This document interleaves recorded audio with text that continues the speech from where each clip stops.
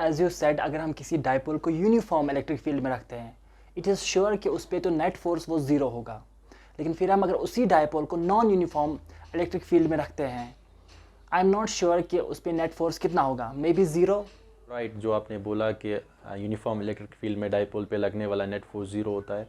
लेकिन सर, जो आपको कन्फ्यूजन है कि नॉन यूनिफॉर्म इलेक्ट्रिक फील्ड में अगर हम किसी डाइपोल को रखें, उस पर लगने वाला कितना फोर्स होगा, I am going to show you this.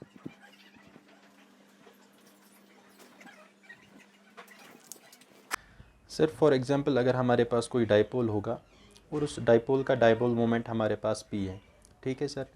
क्योंकि हम non uniform electric field consider कर रहे हैं, तो इस पॉइंट पे जो इलेक्ट्रिक फील्ड की वैल्यू है, suppose that value is E।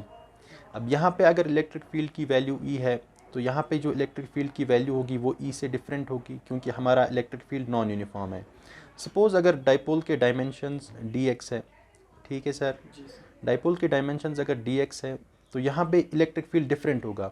Late that electric field be electric field at this point plus some change in electric field, ठीक है सर।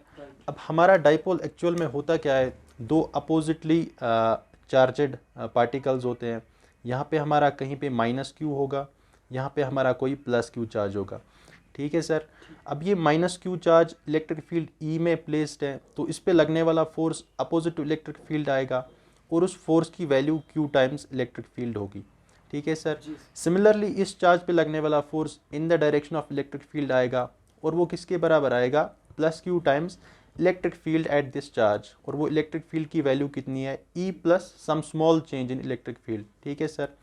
अब अगर हम इस डाइपोल को एक सिस्टम मान के चलें, तो इस सिस्टम पे ये फोर्स इधर की तरफ लग रहा है, ये फोर्स इधर की तरफ लग रहा है, तो इस पे लगने वाला जो नेट फोर्स होगा दैट विल बी इधर की तरफ लगने वाला फोर्स माइनस इधर की तरफ लगने वाला फोर्स। दैट मीन्स जो नेट फोर्स होगा that will be q into e plus d e minus q into ई।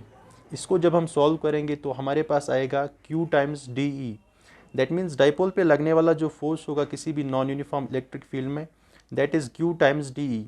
अब इसी इक्वेशन को हम मॉडिफाई कर सकते हैं। सपोज अगर मैं मल्टीप्लाई करूँ डी एक्स से और डिवाइड करूँ डी ई को डी एक्स से, ठीक है सर। अब ये जो टर्म है Q into D x, it is charge multiplied by separation between opposite point charges.